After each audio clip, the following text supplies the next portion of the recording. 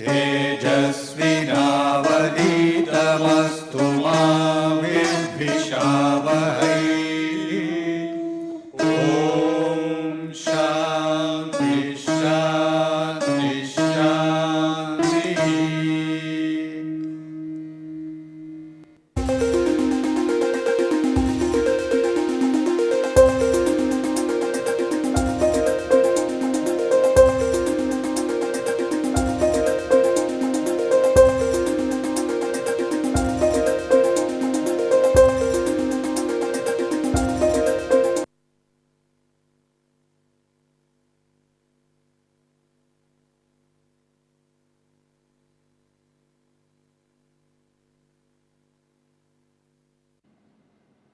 So, welcome to the final lecture of this course on solid state devices.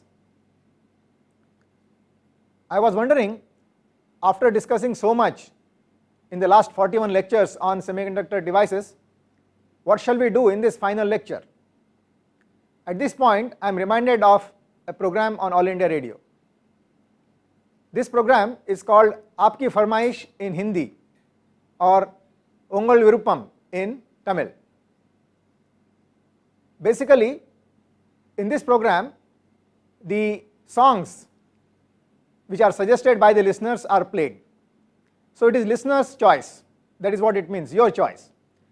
So, accordingly I think what I will do is that I will let you ask me questions on various aspects of semiconductor devices or semiconductors, because there are so many devices existing that it is difficult to decide which devices to cover in a course, and all the devices cannot be covered in a course. So, I will leave it to you. You ask me questions on the devices of your interest and I will answer them. So, let us start with the first question. Sir, can you tell us something about JFETs and MESFETs? Yes, let us see what are JFETs and MESFETs. Let us start with the JFET. The JFET is junction field effect transistor.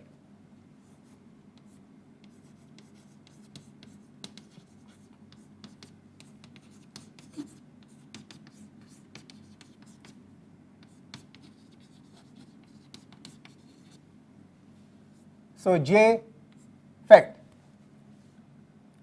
What we will do is we will consider the structure and processing and then the operation and application of this device. We will discuss all these aspects very briefly. So, the structure of the JFET.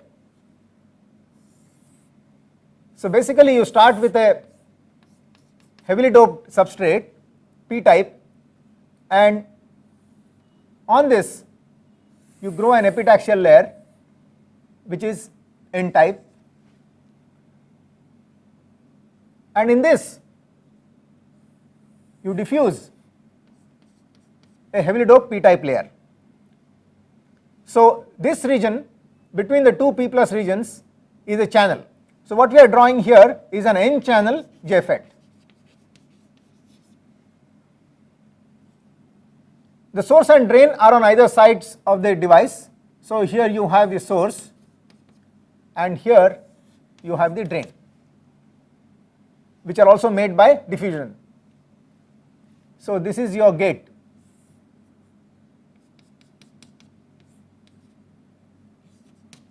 This substrate also acts like a gate. So, normally this particular substrate and this diffusion, P plus diffusion on the top, are connected together to form a common gate. This is the source and here you have the drain.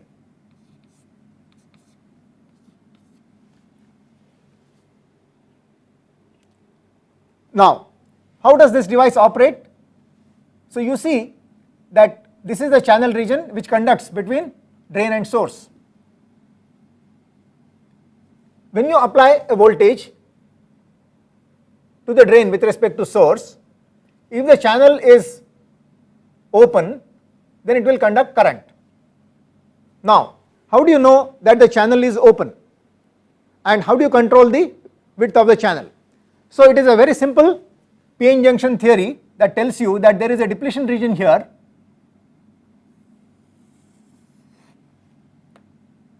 and this depletion region will vary as you change the voltage here at the gate.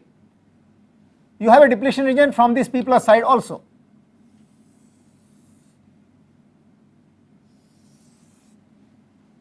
So in fact we must show this depletion on the P plus side as very negligible, because most of the depletion region will be on the lightly doped side.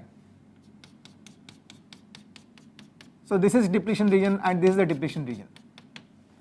So you can see when you vary the gate voltage, these two depletion regions will vary. So as you increase the gate voltage, the channel, which is this region through which the current can flow between drain and source, gets modulated. And if the gate voltage is sufficiently large in the reverse direction, please note this is a p-n junction, so to deplete the channel you will need to apply a negative voltage. Even when the voltage is 0, you will have some depletion regions here, okay. So the channel will not be fully open. You can apply a positive voltage to the gate to further reduce the depletion width over the equilibrium condition and open the channel. But please remember that you cannot apply a high forward bias, because then the gate current will be large. You can apply a forward bias of about 0.5 volts at most here, but otherwise this device will mostly operate with the gate to channel reverse biased. So the polarities would be as follows. So you will ground the source and you will apply a positive voltage to the drain. Now when you do that, obviously the depletion region will not be uniform throughout the device. It will be more at the drain and small at the source, because the reverse bias between between the channel and the gate is more near the drain, as you can see from here the polarities. This is plus, this is minus, whereas this is only 0. So this reverse bias is less than this reverse bias. So if you draw the depletion regions more carefully, and what we do is we isolate only this particular region of the transistor for a simple analysis, it will look as follows.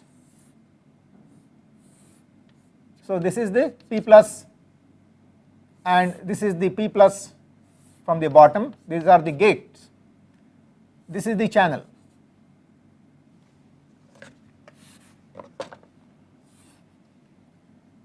And now here you have the drain, so your depletion region will vary like this, and here from here also it will vary like this.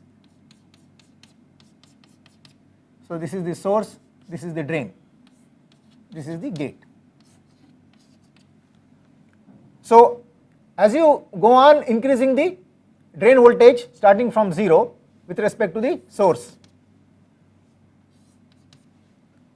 your current will increase, but once these two depletion regions touch, the current cannot change much, as it happens in a MOSFET. So you have reached saturation. So the characteristics of all the field effect transistors have similar shapes. So if I draw the characteristics for this device, they would look as follows. So you have so called ohmic or linear region and saturation region, and your currents are something like this.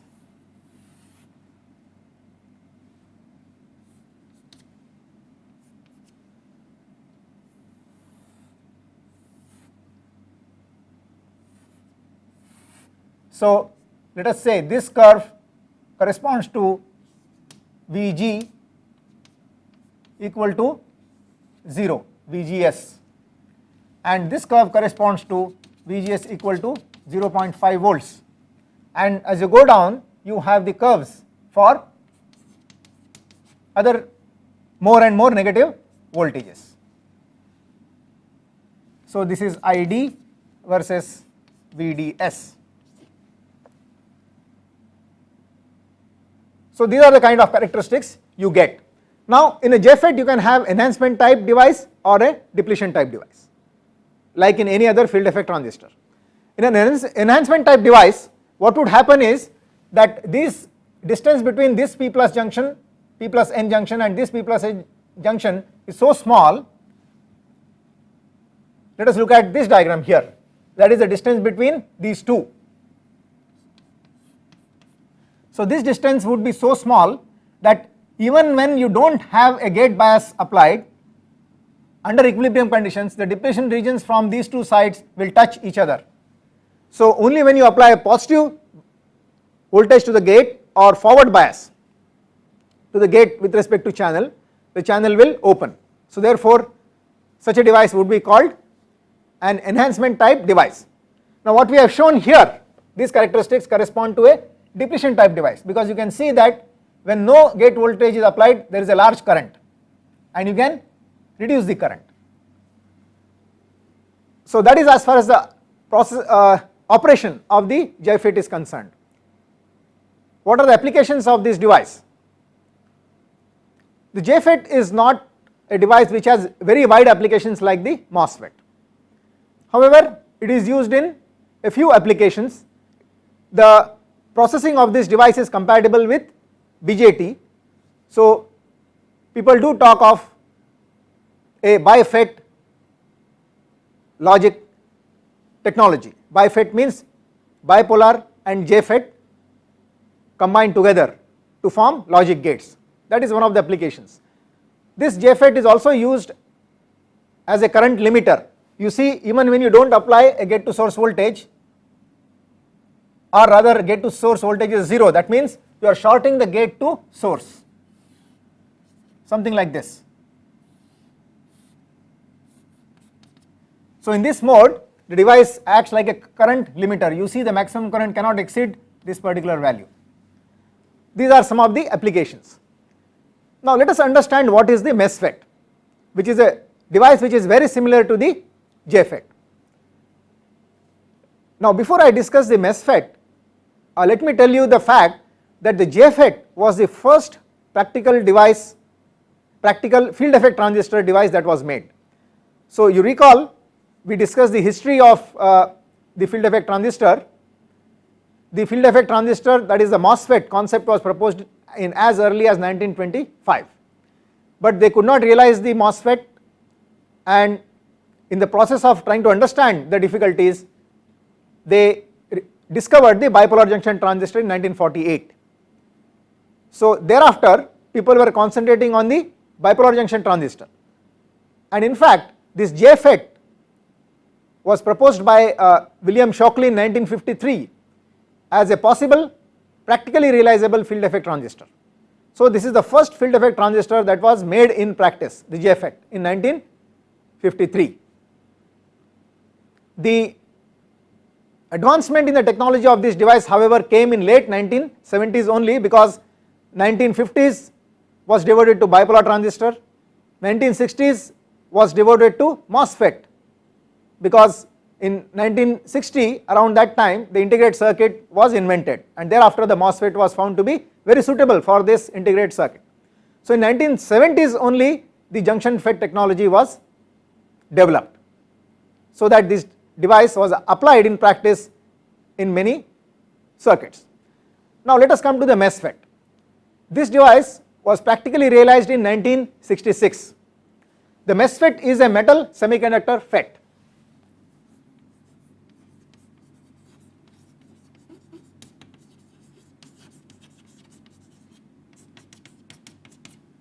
So ME, S and FET, field effect transistor. So that is how you get MOSFET. Now what is the structure of this device?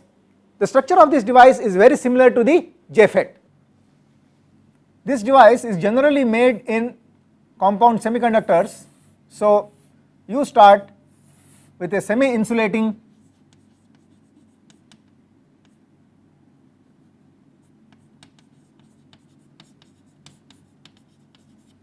gallium arsenide substrate.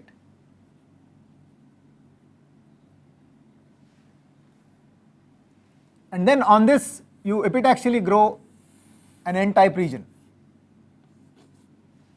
please note that we are discussing an N channel device. In a JFET you can also get a P channel device, okay, if you interchange N and P type regions, but in a MOSFET generally only N channel devices are used. We will see why. So on this particular epitaxial region you deposit a Schottky type gate contact as a gate, and you also have source and drain contacts which are ohmic contacts. Underneath, this region is converted into a heavily doped region.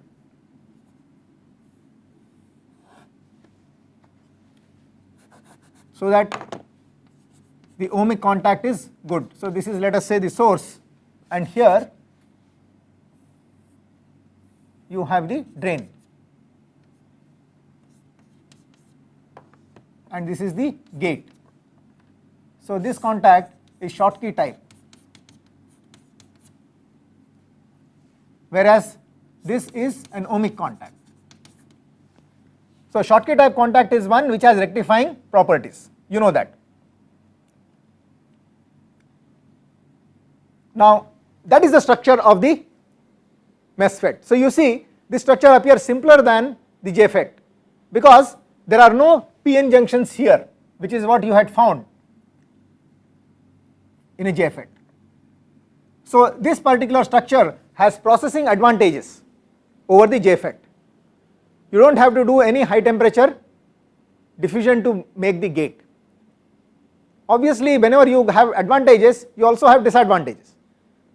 The disadvantage is that the built-in voltage of this particular junction is not very high. So Schottky junction, the built-in voltage is not very high.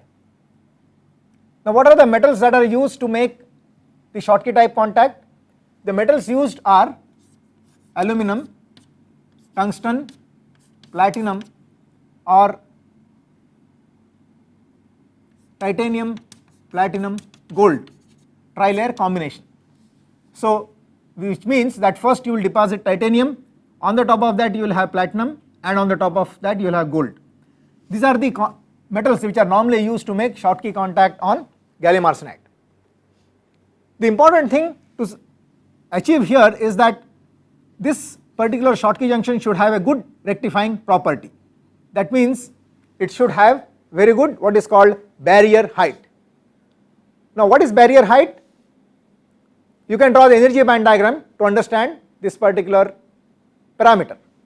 If you draw the energy band diagram of this particular junction, Schottky junction, metal N-type semiconductor, it would look something like this. I am drawing it at zero bias.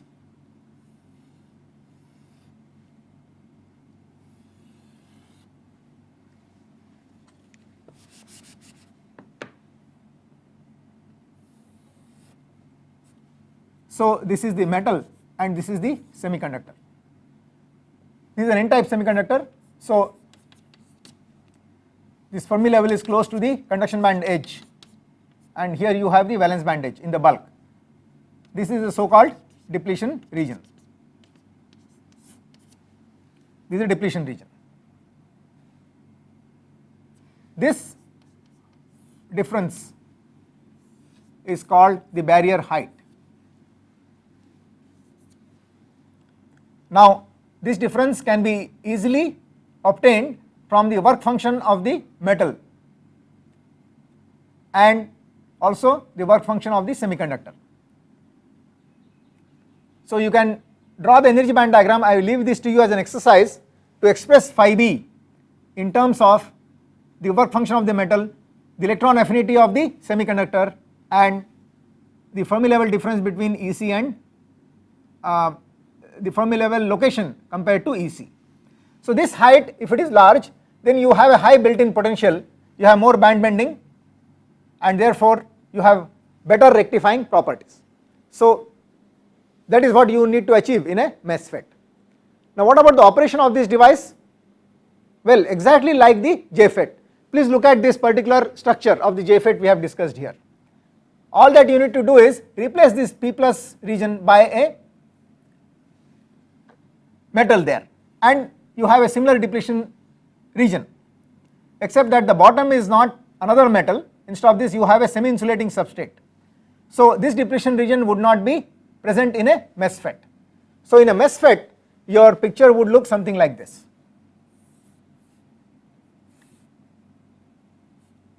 This is your metal Schottky contact, and this is the semi-insulating gallium arsenide. Si stands for semi-insulating, and here you have the depletion region, something like this. So this depletion region is really very small, because this semi-insulating, most of the depletion region would be in the substrate. So this is the depletion region here. This is the source, this is the drain, and this is the gate. Now, like the JFET, you can have enhancement type and depletion type MOSFETs. What are the applications of this device? This device has wide application in microwave range. So it is used as a power amplifier or as a switch, or even for purposes of making oscillators, generating frequencies. So the microwave range, meaning you have applications of this device in the order of tens of gigahertz. Let us see one difference between MOSFET and JFET. If you look at these characteristics, the disadvantage of the MOSFET is that you cannot go up to a forward bias of 0.5 volts. Please note that these are characteristics for N channel device. In a MOSFET, you would probably be able to go up to 0.2 volts. So that is a limitation of the MOSFET. So an enhancement type MOSFET, you cannot have a very wide voltage swing. This is the main difference between JFET and MOSFET, that is in terms of the disadvantage of the MOSFET. But advantage, as we have said, it is easy to process, okay? And this device is generally made in compound semiconductors, which provides you high mobility in the channel for electrons, and also because it is made on a semi-insulating substrate, the depletion region is very wide in the substrate, and from p-n junction theory you know that if the depletion region is wide, the capacitance is very, very small. Now this combination of high mobility and the low capacitance enables you to go up to very high frequencies, and that is why this device is used for microwave applications. Now one point I was mentioning, that you do not have p-channel MOSFETs. The reason is that it is very difficult to find or make rectifying Schottky contacts on p-channel, on p-type semiconductors. Okay, this is the main problem. So unlike in a JFET where you can have p plus n junction or n plus p junction, in a MOSFET the Schottky contact has a good barrier height and rectifying properties only if it is made on an n-type semiconductor. That is why you do not have p-channel MOSFETs. Now let us see if there are any other devices you are interested in. Sir, nowadays people are talking about some devices called HFETs. What are these? HFETs are heterostructure field effect transistors. There are many other names of this device. For example, this device is also called Modulation DopedFET. So MODFET, that is MODFET. To understand why it is called so, let us look at the structure of the device. This device is made in compound semiconductors. So let us start with a device that is made in gallium arsenide. Start with a semi-insulating gallium arsenide. On this you grow an undoped high quality gallium arsenide.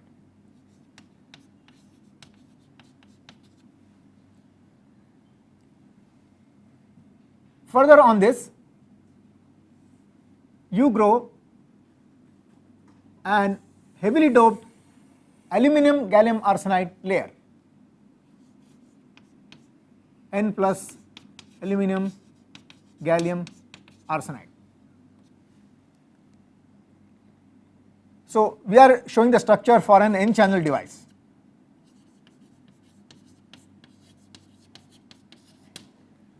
So this is where you have the heterojunction, aluminum gallium arsenide, gallium arsenide. On the top of this you make a Schottky contact. This will constitute the gate, and then you have the source and drain regions.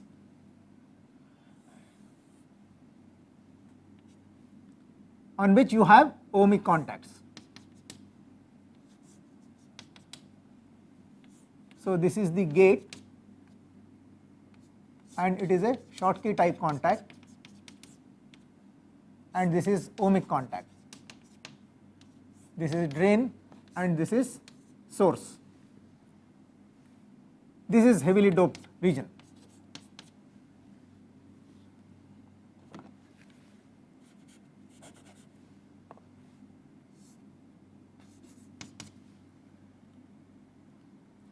The channel here is formed by electrons at this heterojunction, which are formed.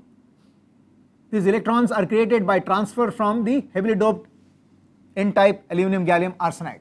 So this is the channel. This is the heterojunction.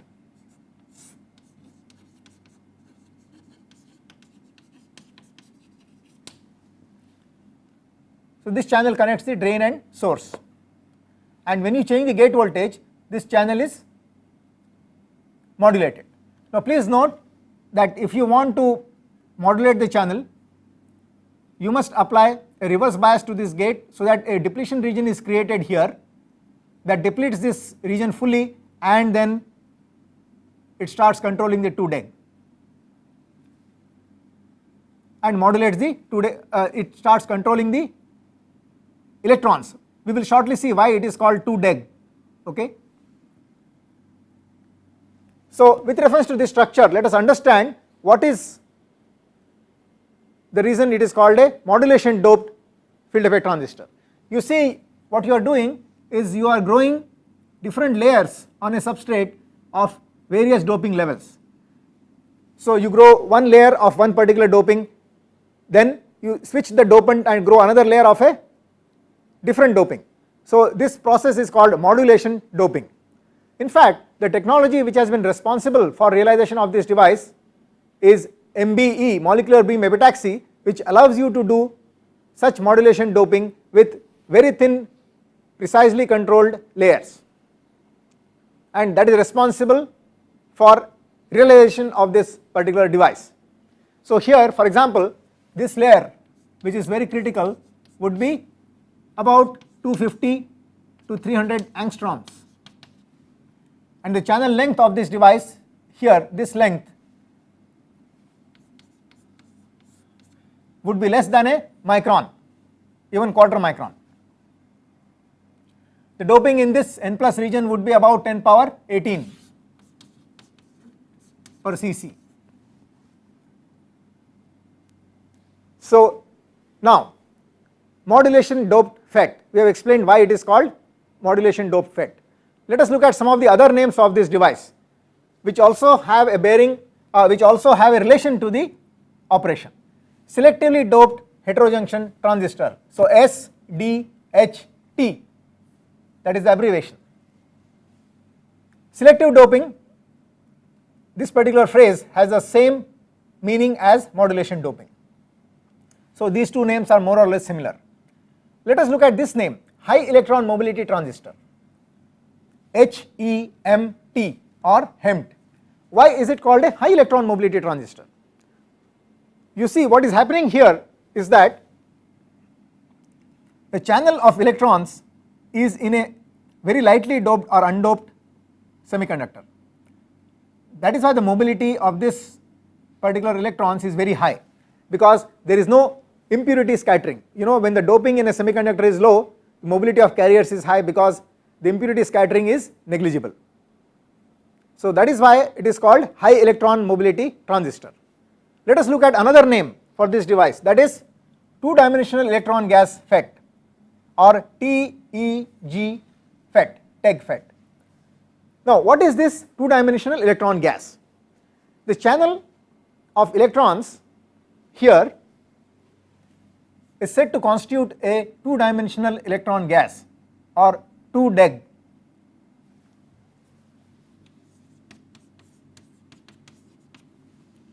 Let us understand why. Why is the electrons at the heterojunction, why do they constitute a 2-dimensional electron gas, and what is a 2-dimensional electron gas? Let us draw an energy band diagram of this particular heterojunction here. Okay. So this is a wider band gap material as compared to this. Energy gap of Al gas is more than gallium arsenide. So the energy band diagram would look something like this. We will turn this device 90 degrees so that the gate is on the left hand side and junction is here. So we are drawing energy band diagram of a structure like this, so that we can relate it to other band diagrams which we have drawn. So this is the Schottky contact, this is the N plus Al gas, and this is the gallium arsenide. Now we are not interested in this band diagram at this particular contact, we are interested in this heterojunction. Okay, this is I gallium arsenide. So what is the energy band diagram at this heterojunction? So this band diagram looks something like this.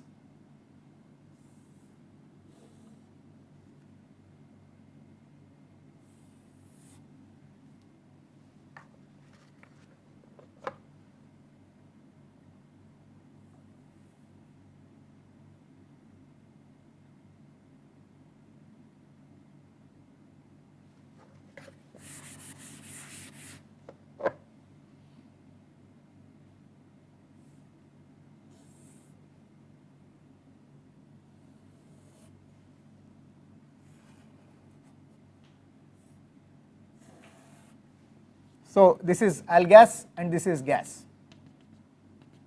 This is the conduction band edge, this is the valence band edge. Your Fermi level would be something like this. Okay. Now here it appears to be not really intrinsic but p type, let us call it p gallium arsenide. Okay. It is basically lightly doped, can be p type or n type, that really does not matter. Here in the band diagram it is p type. So this is the diagram that is drawn under equilibrium. Okay. So you see that all the electrons are here because they are transferred from the heavily doped aluminum gallium arsenide. The reason for this transfer is same as the reason for formation of the depletion width in this device. So you know that whenever a junction is formed, carriers will be transferred. Now here what happens is that because the electron concentration is really high on this side, when you draw the concentration diagram for this particular structure, it would look something like this. Let me draw the diagram here. So this is the junction. If you draw the electron concentration, it would look like this.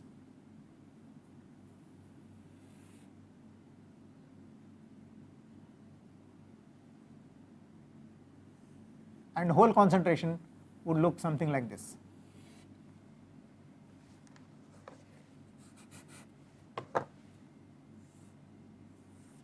So this is P and this is N. So let us show the N by a dotted or dashed line. Now what you find is here the electron concentration at this point at the junction is much more than the hole concentration in the bulk. So this region is inverted. Okay. This is an interesting p-n junction, it is called grossly asymmetric p-n junction. Okay. So asymmetric because doping is heavily doped, it is very high and n type on this side, and doping is very light and p type on this side. So it is grossly asymmetric in terms of doping. So in such a case, not only you have a depletion layer, but you also have an inversion layer of electrons. If you draw this same diagram on linear scale, you will see the inversion layer of electrons very easily because concentration of electrons is more than, at the junction, is more than the hole concentration in the bulk. Now these electrons, if you see on the energy band diagram, they are in a potential well here. Okay, this is the energy band diagram of the junction, heterojunction. This is like a well, this particular notch. So electrons here cannot move in this direction. Okay.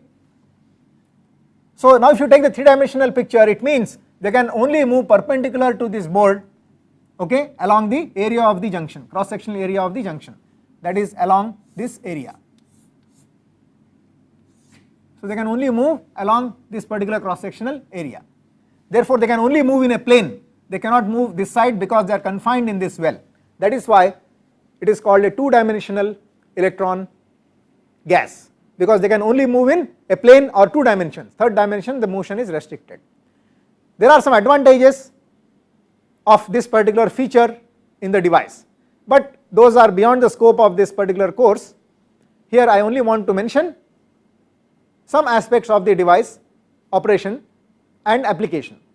Now let us see quickly with the help of a few slides how this modulation DopedFET can be developed from the devices that we already know. So here we have shown a simple conceptual diagram of an AlGas gas modulation DopedFET or heterojunction FET or HFET. Okay. So this slide, if you see, you have shown, what we have shown there is that we have taken this device and we have simply taken this particular section for simplicity, as we have been doing with other FETs, and we are trying to explain how this particular simple structure works. Okay. So let us come back to the slide. You see, you have to apply negative voltage to the gate to control the channel of electrons, which is shown by a dashed line. The arrow here shows the direction of current when you apply drain to source voltage. Now how can you develop this device? From very simple principles. Look at this structure, which is a field effect transistor. This is the basic idea proposed long ago in 1925, how you can make a FET using a semiconductor. Now when you apply a gate voltage, electrons are attracted to the surface of semiconductor and they will move from drain to source, and this current is controlled by the gate. This is the basic idea of a FET.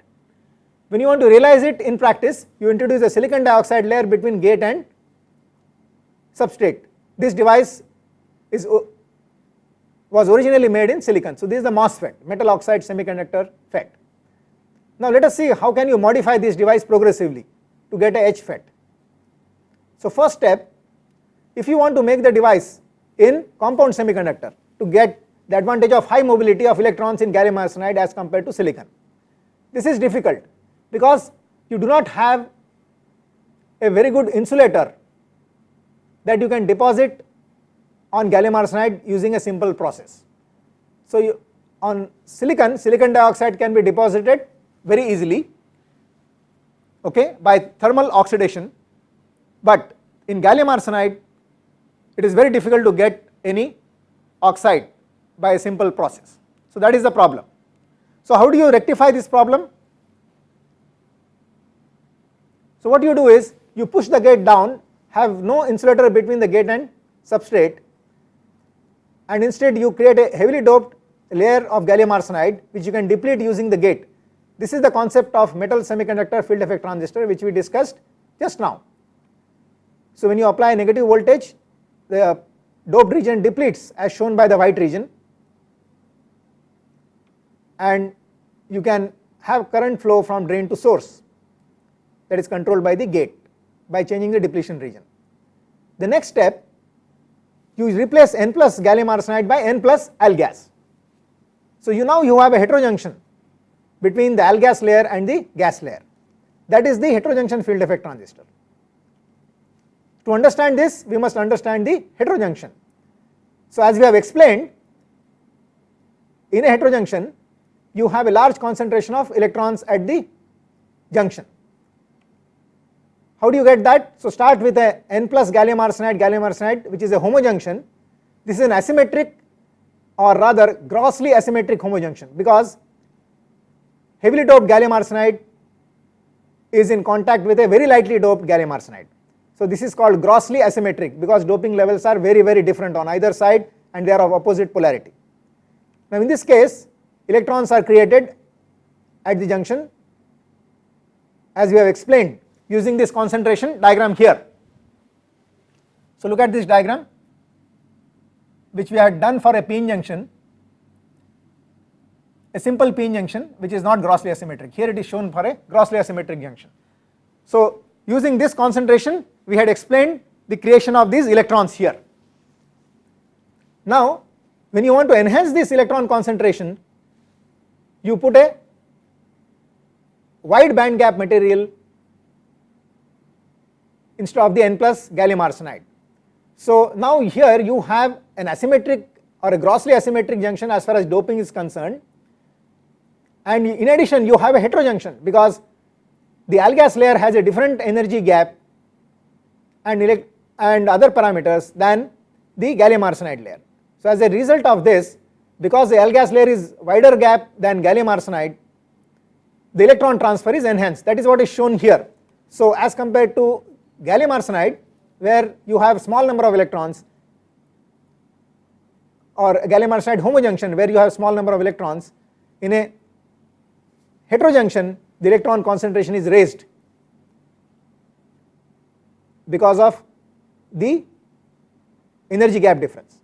So now you make a device using this particular heterojunction, you put a gate, source and drain, and then when you apply negative voltage to the gate, if the gate voltage is sufficient to deplete the entire n plus region and reach the electrons, then they can deplete the depletion region can deplete the electrons also. That is what is shown here. Okay, so you can see that when you apply a voltage, a depletion region is reaching the electrons and it is depleting them. Now you have a current between drain and source that can be controlled by the depletion layer or the gate voltage. So that is the idea here of a heterojunction field effect transistor. What are the advantages? As compared to MOSFET, the mobility is much higher. Okay, that is the main advantage here because the electrons are in lightly doped region. In a MOSFET the electrons are moving in a heavily doped region, whereas in a HEMT the electrons are moving in a lightly doped region, so their mobility is high. This is the main advantage. There are other advantages also, but because of this the HEMT or HFET can operate at much higher frequencies than MOSFET. Now let us see what are the other devices of interest to you. Sir, just now you showed how heterojunctions can be included in a field effect transistor to gain certain advantages. Can we include heterojunctions in a bipolar transistor also, and what are the advantages of such a device? Yes, we can include heterojunctions in bipolar transistors also, and such a device is called heterojunction bipolar transistor. Let us see what are the advantages of the heterojunction and where is it included in a bipolar transistor. This is the structure of a BJT. Now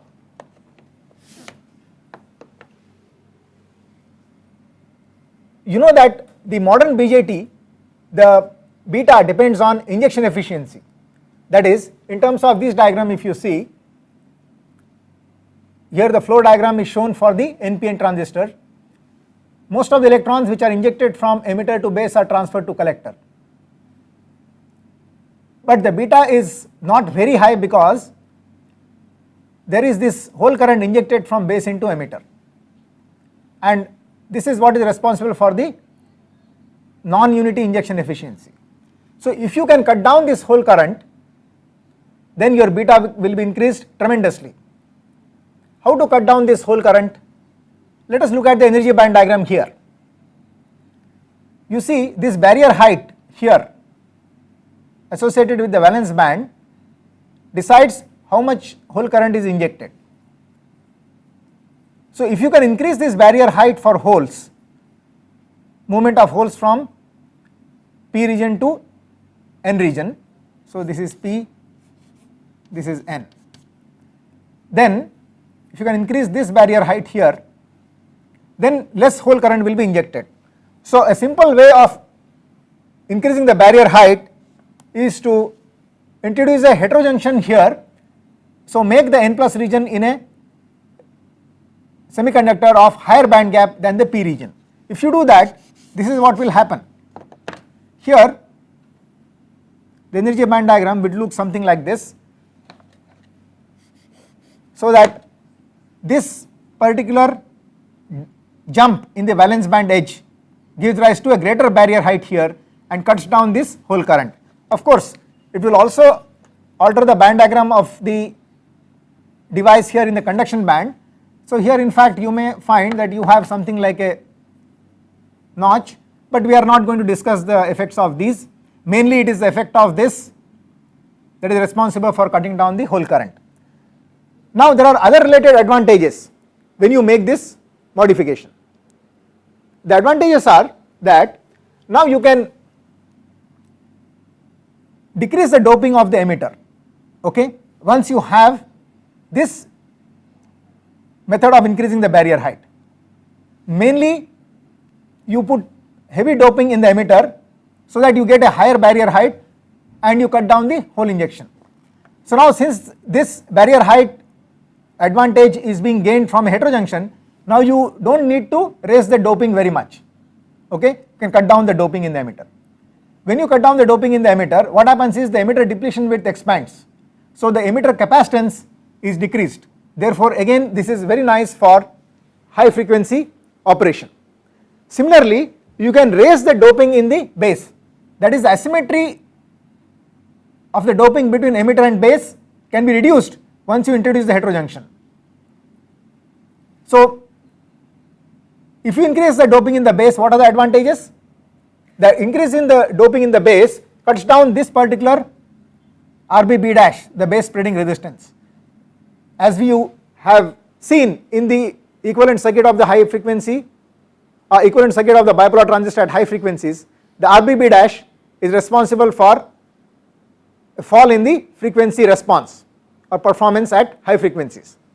So increasing the doping in the base enables you to cut down RBB dash. So cutting down RBB dash and cutting down the emitter capacitance because of lowering of the doping in the emitter, the device can now be operated at high frequencies. That is why HBT that we are talking about here can be operated at high frequencies and has a very high beta. Any other questions? Sir, tell us something about the solar cell. It is so important as a source of electricity. How does it work? Yes, the solar cell, its working is very simple once you understand the p-n junction. Let us look at this p-n junction. Now in the absence of light, these are the current voltage characteristics. Let us see what happens when you shine light. This light generates electron hole pairs throughout the volume. Let us assume this. Actually this is not true. We will see what happens in practice, but for simplicity to understand the operation, let us assume uniform generation of electron hole pairs throughout the volume because of light. Now what would happen here? You see, if this is open circuited, you have a built-in voltage from emitter to from N region to P region here, an electric field directed like this. The holes generated within depletion layer will move to the P side and electrons generated here will move to the N side. So there is a separation of electrons and holes because of this built-in electric field, the generated electrons and holes. So since the holes move to the P side, electrons to the N side, they will all get piled up here, but they cannot move out because this is open circuited. So obviously the device will become positive on the P side and negative on the N side. There will be a slight shrinking of the depletion region because of this forward bias. So you are able to see a voltage, okay, measure a voltage between these two terminals created by separation of generated electron hole pairs. So once electron hole pairs are generated, let us say these are electrons, these are holes, the holes move this side and electrons are moving this side. So that is how this is created. So on the IV characteristics here, once you shine light, this point will move to the right. When there is no current, you have a positive voltage. Let us see what happens if you short the device. If you short the device, the concentrations look like this under equilibrium conditions. Now you are shining light, so electron hole pairs are increased. So here this is hole concentration and this is electron concentration. So minority carriers are raised up as shown by the dotted line. We are not showing any change in majority carriers because this is a log scale. Now what happens at the junction? Because this is a shorted, the concentration of minority carriers at the junction cannot change by Boltzmann relation. Therefore, your excess hole concentration which is high in the bulk should fall. The excess minority carrier concentration should fall as it nears the junction and it should become equal to the equilibrium concentration.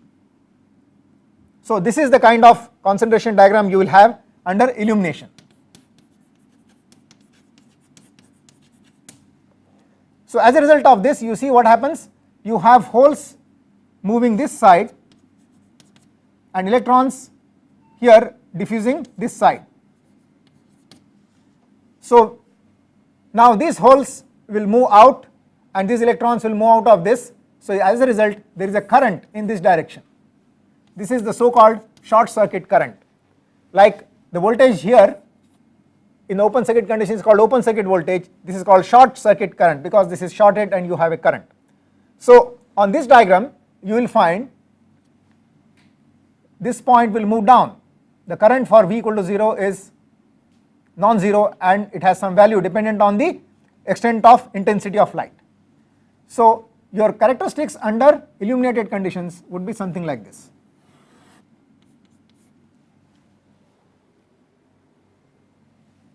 So you see in this region here the device is behaving like a source of power here.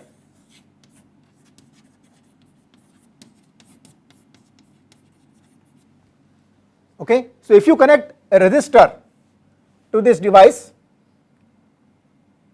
like this, you will have a current flowing into this and a voltage drop. So when you shine light this happens. So therefore this is how a diode acts like a source of power. Now this is the construction of the solar cell in practice. You see when you shine light, the light should be absorbed by the semiconductor, otherwise no electron hole pairs will be generated. So you see the metal contact here is made very thin and large regions of semiconductor are left open to light. So this is the metal contact on the top and you similarly have a contact at the bottom. Further, this junction should be very close to the interface because the light is absorbed in a very small region of about a micron or so. So this is in fact less than a micron, okay, in a solar cell. So it is necessary to make it as shallow as possible. In fact it is made up to about 0.2 microns or even lower. So that is the construction of the solar cell. So now we have seen a number of devices in this particular lecture. What we will do in the remaining few minutes is to give a very brief summary of the entire course. Important ideas of this course, what are they? We can divide the course into 3 parts, 2 lectures of preface, 16 lectures of fundamentals covering concentration and transport of carriers and the 5 basic equations, and 24 lectures of devices wherein we discuss the PN and the MOS junctions, BJT and the MOSFET. And very briefly we also discuss the JFET, MESFET, HFET, HBT and solar cell.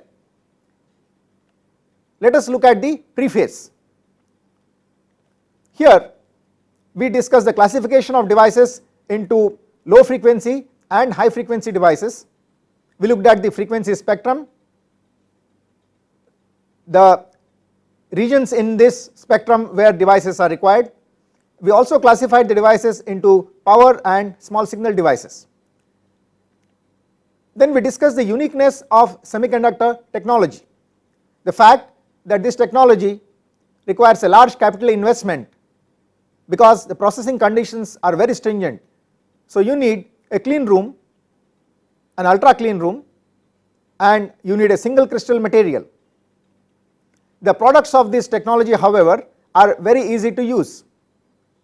We also saw how inventors, scientists and engineers have contributed to the evolution of this technology. Then we discussed the course objectives, wherein we said we want to relate the terminal characteristics to material parameters and ambient conditions. So the terminal characteristics we discussed were the DC IV and the AC steady state IV, or the small signal characteristics. We did not discuss the transient characteristics, although these are also important. The material parameters are geometry, doping, energy gap, mobility, lifetime and dielectric constant, and the ambient conditions are temperature and illumination. Then the fundamentals in detail. We discussed the energy band diagram, namely the vacuum level E0, the conduction band edge EC, the Fermi level EF, the intrinsic level EI, the impurity level E suffix capital I, and the valence band edge EV. We also mentioned the difference between E0 and EC as electron affinity chi, and the difference between EC and EV as the energy gap. Then we saw the equilibrium carrier concentration in an intrinsic semiconductor, how it varies exponentially with temperature and energy gap. Then we discussed the equilibrium majority carrier concentration in an extrinsic semiconductor, how it varies with temperature and doping. Then we said that the minority carrier concentration at equilibrium is obtained as intrinsic carrier concentration squared divided by the majority carrier concentration, because P0 into N0 under equilibrium is Ni square. We saw the mobility, how it varies with impurity concentration and how it is different for electrons and holes. We also saw how the mobility varies with temperature. We said that the diffusivity is obtained from the mobility using the Einstein relation, which says D is equal to mu into Vt, which is the thermal voltage. Then we discussed the carrier lifetime, which characterizes the decay of excess carriers. There are two types of lifetimes, one associated with the direct recombination and the other associated with the indirect recombination. In indirect bandgap semiconductors, it is this indirect recombination that is predominantly responsible for excess carrier decay. We summarize the characteristic material parameters: energy gap, doping, mobility, lifetime, mean free time, diffusion length, Debye length, mean free path, surface recombination velocity and dielectric constant. Then we saw the 5 basic equations. These were the transport and continuity equation for electrons, the transport and continuity equation for holes, and the continuity equation for electric flux, or the Gauss law. The 5 basic variables to be solved for are N, P, Jn, Jp, that is the 2 current densities for electrons and holes, and the electric field E. Then we looked at the devices. We saw the DC characteristics of PN junctions and derived an equation for this, and we also saw the small signal equivalent circuit, which talks about how the small signal current varies with voltage, small signal voltage, when these small signal conditions are superimposed over DC. We saw the capacitance voltage characteristics of the MOS junction. The MOS junction does not have any DC current voltage characteristics. Then we saw the DC current voltage characteristics of the bipolar junction transistor, how the collector current varies with collector emitter voltage as base current is varied. We saw similar characteristics for the MOSFET, how the drain current varies with drain source voltage when the gate source voltage is varied. The MOSFET is a voltage controlled device, while the BJT can be regarded either as a current controlled or a voltage controlled device. Then we saw the small signal equivalent circuit of the BJT, the low frequency equivalent circuit based on the H parameter model, and the hybrid pi equivalent circuit, which is applicable at high frequencies. The MOSFET small signal equivalent circuit looks very much like the BJT equivalent circuit, wherein you have a pi like arrangement of various components. And with that we came to the end of the course. So thank you for sitting through 42 lectures of this course. I hope these lectures have aroused your curiosity in the field of semiconductor devices, and you have developed an interest in knowing more about them, and hopefully some of you will think of pursuing research in this area.